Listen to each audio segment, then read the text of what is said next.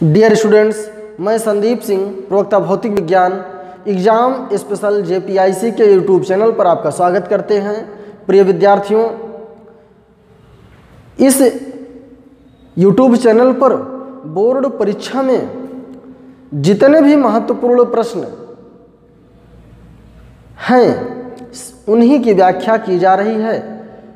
तो आज के इस महत्वपूर्ण सेशन में हम लोग पार्ट 5 को देखेंगे, जिसमें वैद्युत आवेश तथा क्षेत्र का यह लेक्चर 5 होगा, जिसमें बोर्ड परीक्षा में अब इन प्रश्नों में से आपको निश्चित रूप से प्रश्न देखने को मिल जाएगा।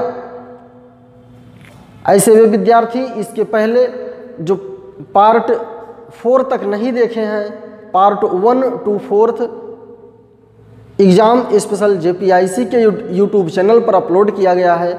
आप लोग उसको देख करके उसका लाभ लें। तो आइए इस सेशन की हम लोग शुरुआत करते हैं।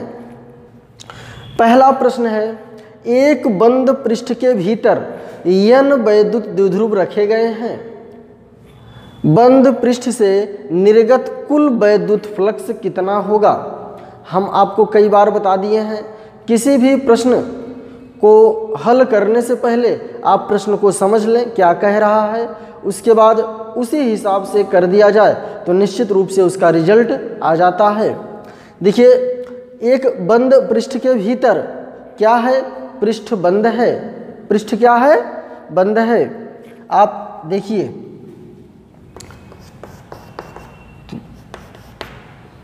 ये देखिए, ये क्या है? मान लिया कि ये पृष्ठ बंद है।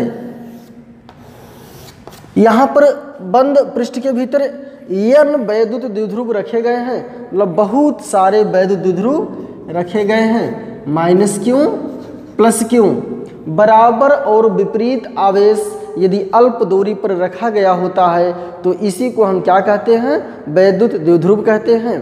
तो यहाँ बराबर और विपरीत आवेश रखा गया है, और एक दो नहीं, n रखे गए हैं। कितने रखे गए हैं? n रखे गए हैं। इसी प्रकार से एक कितना रखा गया है? n वैद्युत द्विध्रुव रखा गया है। तो हमसे प्रश्न पूछ रहा है, ज्ञात क्या करना है कि कुल वैद्युत फ्लक्स कितना निर्गत होगा। कितना वैद्युत फ्लक्स निर्गत होगा, ये हमको ज्ञात करना है। हम लोग जानते हैं। अब यहाँ पर देखिए, 2-3 महत्वपूर्ण नियम आ जाएंगे जिनकी हम व्याख्या कर दे रहे हैं। एक तो ये बंद पृष्ठ आवेश है। जब भी बंद पृष्ठ हो, उसके अंदर आवेश रखा गया हो, तो वहाँ पर कौन सा नियम लगता है? गॉस का नियम लगता है। एक महत्वपूर्ण प्रश्न हो गया कि गॉस का नियम किसके लिए लागू होता है? तो सदैव बंद पृष्ठ, सदैव इनक्लोज्ड चार्ज के लिए लागू होता है। अर्थात किसी बंद पृष्ठ के यदि अंदर आवेश रखा गया है तो वहाँ पर कूलाम का नियम लागू होगा। बिल्कुल बात स्पष्ट हुई। यहाँ पर हमसे वैद्युत फ्लक्स पूछ रहा है, तो हम वैद्युत फ्लक्स पर पहले चर्चा कर लेते हैं। वैद्युत फ्लक्स क्या है? किसी भी काल्पनिक पृष्ठ से गुजरने वाले वैद्युत बल रेखाओं की संख्या को वैद्युत फ्लक्स कहते हैं, या इसी को हम इस प्रकार से कह सकते हैं, किसी भी तल से गुजरने वाले वैद्युत बल रेखाओं के संख्या की माप को वैद्युत फ्लक्स कहते हैं। बात स्पष्ट हुई। मतलब जैसे ये हमारा ब्लैक बोर्ड है, यहाँ से जितने भी वैद्युत फ्लक्स गुजर रहे हैं, यदि उन्हीं को हम क्या कर लें? कैलकुलेट कर लें। उन्हीं को हम क्या कर लें? कैलकुलेट कर लें, उन्हीं की गणना कर लें, और गणना कर लें तो वही जो माप होती है वही क्या कहलाती है? वैद्युत फ्लक्स होती है। दूसरा प्रश्न तैयार हो गया। तीसरा प्रश्न बहुत इंपॉर्टेंट है, कई बार पूछा गया है, वैद्युत फ्लक्स सदिश राशि होता है कि अदिश राशि होता है? तो वैद्युत फ्लक्स अदिश राशि होता है, क्योंकि इसमें गणना की जाती है, इसमें माप किया जाता है, इसमें वैद्युत फ्लक्स में वैद्युत बल रेखाओं को गिना जाता है। तो वैद्युत फ्लक्स क्या होता है? यह एक अदिश राशि है। बिल्कुल स्पष्ट हुआ होगा। आइए अब हम ये देखते हैं कि यहाँ पर हमको ज्ञात क्या करना है, वैद्युत फ्लक्स ज्ञात करना है। हम लोग सूत्र जानते हैं कि फाई ई बराबर Q1 प्लस Q2 QN बटे एप्सिलॉन नॉट होता है, यही होता है। पाई ई बराबर Q1 plus Q2 plus dot dot QN बटे एप्सिलॉन नॉट होता है।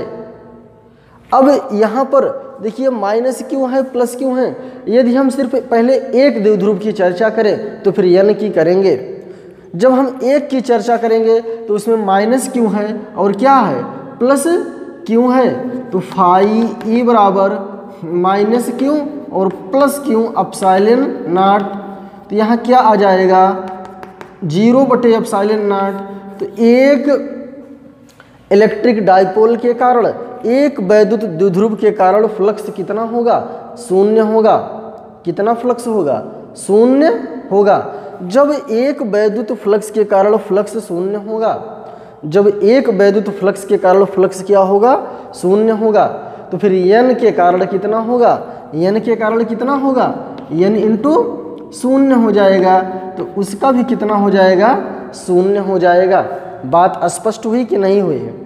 मतलब बेहद आसान शब्दों में हमने बताया आपको, ठीक। अब यहाँ पर आपने देखा कि ये सूत्र होता है फाई ई बराबर Q1 plus Q2 plus Q3 dot dot QN upon epsilon not. यहाँ से एक प्रश्न और हमको मिलता है कि यदि किसी क्लोज्ड सरफेस के भीतर, यदि किसी क्लोज्ड सरफेस के भीतर, यदि किसी बंद पृष्ठ के भीतर यदि कोई वैद्युत द्विध्रुव रखा जाए तो उससे निर्गत फ्लक्स जो होगा वो कितना होगा, शून्य हो जाएगा। चाहे एक रखा हो चाहे n रखा हो, चाहे एक रखा हो चाहे n रखा हो, वो वैद्युत फ्लक्स कितना हो जाएगा, शून्य हो जाएगा।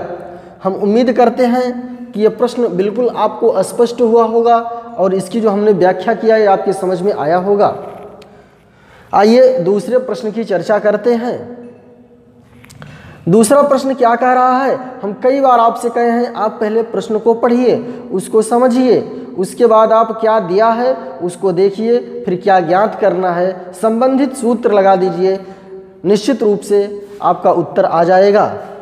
आवेश का खोखला गोला, यहाँ पर क्या दिया है, आवेश का खोखला गोला वैद्युत क्षेत्र उत्पन्न नहीं करता। आवेश का जो खोखला गोला है वो वैद्युत क्षेत्र उत्पन्न नहीं करता। यहाँ पर थोड़ा बढ़ा लीजिएगा, नहीं करता है। वह बिंदु बताइए, वह बिंदु स्पष्ट कीजिए। अब आप देखिए क्या है, आवेश का खोखला गोला है और वैद्युत क्षेत्र उत्पन्न नहीं करता, वह बिंदु ज्ञात कीजिए। अब हम इसी को मान लिए कि हम यह क्या है, आवेश का खोखला गोला है, ये हमने मान लिया कि ये क्या है, आवेश का खोखला गोला है। बिल्कुल समझ में आया होगा, ये क्या है, आवेश का खोखला गोला है।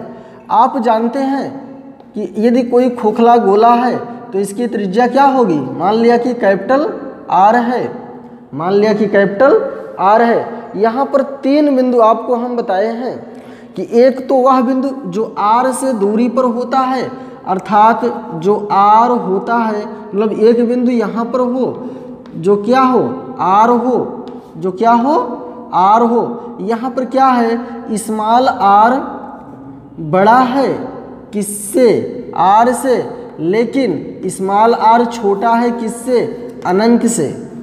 ध्यान दीजिएगा, स्मॉल r बड़ा है किससे, R से, लेकिन स्मॉल r छोटा है किससे, अनंत से। तो ये पहला पॉइंट हो गया। एक स्थिति ये बनती है, अर्थात गोले के बाहर किसी भी बिंदु पर और अनंत के पहले। और दूसरा पॉइंट क्या है कि इसके जस्ट सरफेस पर, इसके जस्ट सरफेस पर। और तीसरा पॉइंट इस गोले के भीतर होता है। तीसरा पॉइंट कहाँ होता है, इस गोले के भीतर होता है। तो इन्हीं की सहायता से हम ज्ञात करते हैं। हम लोग जानते हैं कि यहाँ पर जब हम आवेश कहाँ रखा होता है, आवेश यहाँ पर ऊपर क्या होते हैं, डिस्ट्रीब्यूट होते हैं। आवेश क्या होते हैं, क्या आवेश का खोखला गोला है, गोला कैसा है, आवेशित गोला है। अब आप यहाँ पर जानते हैं कि जब बाहर रखा गया होता है तो E बराबर 1/4 पाई एप्सिलॉन नॉट Q/r² आता है। ये कौन सी स्थिति है, ये बाहर की स्थिति है। ये कौन सा स्थिति है, इसकी स्थिति है। E बराबर 1/4 पाई एप्सिलॉन नॉट Q/r² होता है। और दूसरी स्थिति में क्या होता है, E बराबर 1/4 पाई एप्सिलॉन नॉट Q/r² होता है, Q/r² होता है, ये होता है, ये आपने देख लिया। अब तीसरा बिंदु क्या होता है, ये यहाँ पर होता है। तीसरा बिंदु कहाँ होता है, और यहाँ पर जब हम इस प्रकार से गॉसियन सरफेस बना देते हैं, क्या बना देते हैं, गॉसियन सरफेस बना देते हैं, तो आप ये बताइए इसके अंदर आवेश है कि नहीं है, इसके अंदर आवेश है कि, इसके अंदर आवेश नहीं है। जब नहीं है तो यहाँ पर गॉस का नियम लागू नहीं होगा, गॉस का नियम लागू नहीं होगा।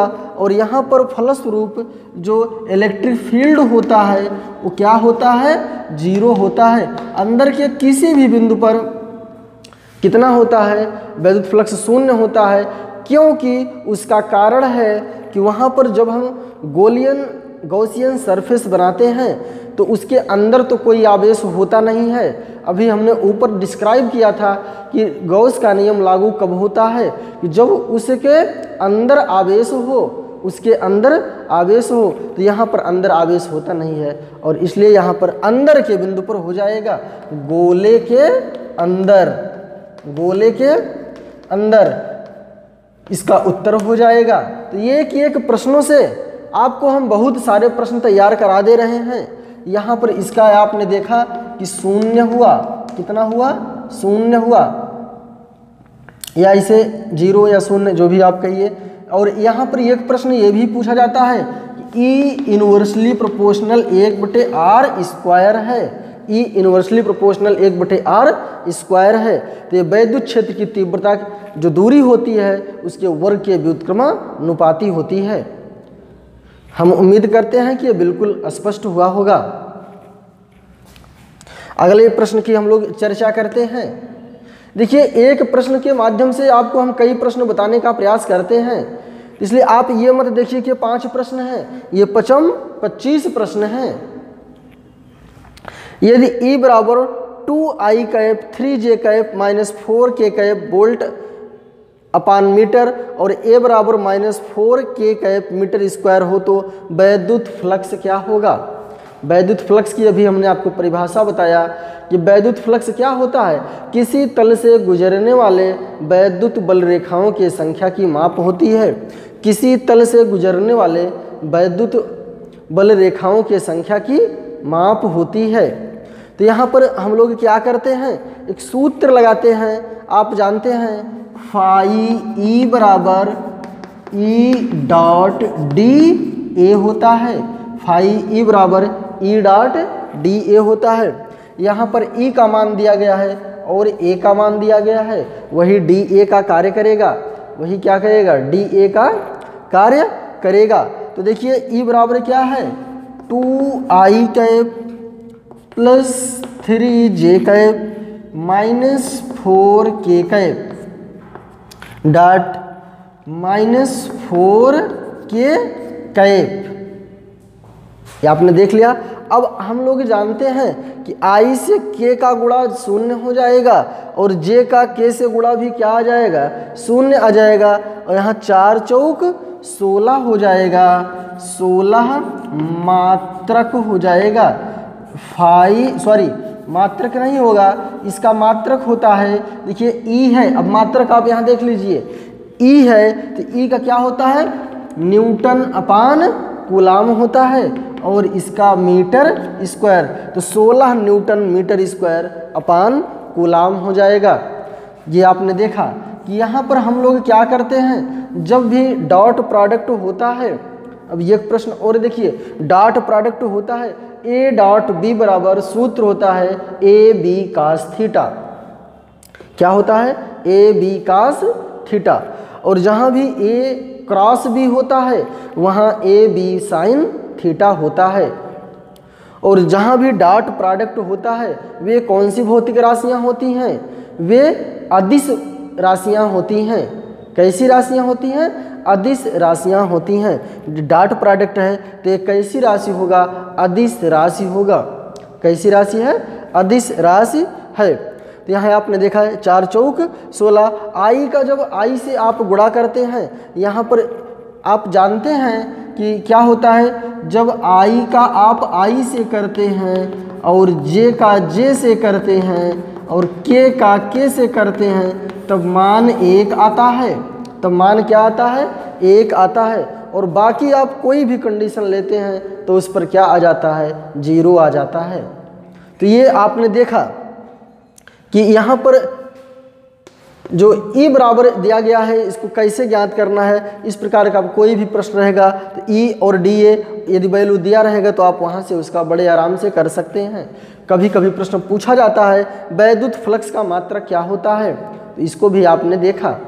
अच्छा, Newton upon coulomb into metre square, और कोई मात्रक हो सकता है? हाँ, हो सकता है। आप जानते हैं वैद्युत क्षेत्र की तीव्रता का E बराबर minus delta we upon delta x होता है। तो volt upon metre into metre square से ये कैंसिल हो जाएगा, तो वोल्ट इंटू मीटर भी हो जाएगा, बिल्कुल हो जाएगा। आइए अगले प्रश्न की देखते हैं। वैद्युत फ्लक्स से आप क्या समझते हैं? इसको हम कई बार इस प्रश्न में समावेश कर दिए। वैद्युत फ्लक्स क्या है?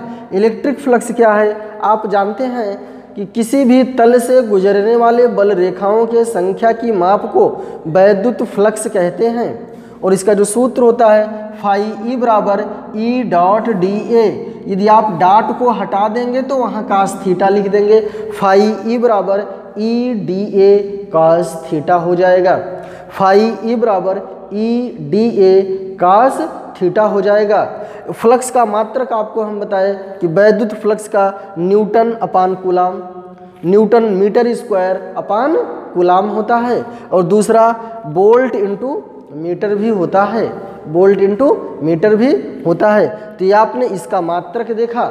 वैद्युत फ्लक्स एक अदिश राशि है क्योंकि यह डॉट प्रोडक्ट का पालन करती है, क्योंकि यह डॉट प्रोडक्ट का पालन करती है। और आप वैसे भी देख सकते हैं कि यह क्या है? वैद्युत बल रेखाओं की संख्या की माप है। वैद्युत बल रेखाओं की संख्या की माप है। जहाँ पर किसी की माप की बात की जाए, किसी की गणना की बात किया जाए तो वह क्या होता है? सदैव अदिश राशि होती है। तो ये आपने देखा वैद्युत फ्लक्स क्या होता है। अगला प्रश्न देखिए, एक कूलाम आवेश में कितने इलेक्ट्रॉन होते हैं? यहाँ क्या दिया है? हम कई बार बताते हैं कि आप प्रश्न को पढ़िए। एक कूलाम आवेश में कितने इलेक्ट्रॉन होते हैं? यदि आपको याद होगा तो इसके पहले लेक्चर में हम बताए थे क्वांटीकरण का सिद्धांत।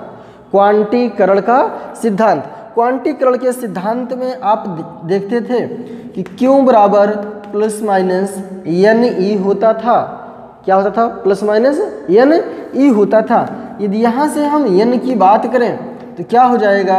Q अपान ई हो जाएगा। चूँकि ये नंबर ऑफ इलेक्ट्रॉन है इसलिए यहाँ प्लस और माइनस का, चूँकि एन क्या है? नंबर ऑफ इलेक्ट्रॉन है, तो पॉजिटिव और निगेटिव का कोई विशेष महत्व नहीं है। तो एन बराबर Q अपान ई हो गया। अब यहाँ दिया क्या है? एक कूलाम दिया है। क्या दिया है? तो Q बराबर 1 हो जाएगा और 1.6 गुणे 10 की घात 5 हो जाएगा। अब इसको हम लोग सॉल्व कर लेंगे, वही रिजल्ट आ जाएगा। इसको जब हम भाग देंगे तो लगभग 6.25 गुणे 10 की घात 18 इलेक्ट्रॉन, 6.25 गुणे 10 की घात 18 इलेक्ट्रॉन आएंगे। तो यहाँ पर आपने ये देखा, ये क्या है? क्वांटीकरण का सिद्धांत है। क्वांटीकरण के सिद्धांत में आप जानते हैं Q बराबर प्लस माइनस एन ई होता है। और इस सिद्धांत के अनुसार आवेश को विभाजित नहीं किया जा सकता है, आवेश सदैव पूर्ण संख्या के रूप में प्राप्त होती है। प्रिय विद्यार्थियों, हम उम्मीद करते हैं कि वीडियो आपकी बोर्ड परीक्षा के लिए बेहद ही लाभप्रद साबित होगा और यहाँ से बोर्ड परीक्षा में निश्चित रूप से प्रश्न पूछे जाएंगे। अतः आप सभी लोग नियमित रूप से वीडियो को देखें, उनकी नोट्स बनाएं, उनको लिखें और अधिक से अधिक अपने मित्रों के साथ इसको शेयर करें ताकि इसका लाभ और विद्यार्थियों को भी मिल सके। बहुत बहुत धन्यवाद।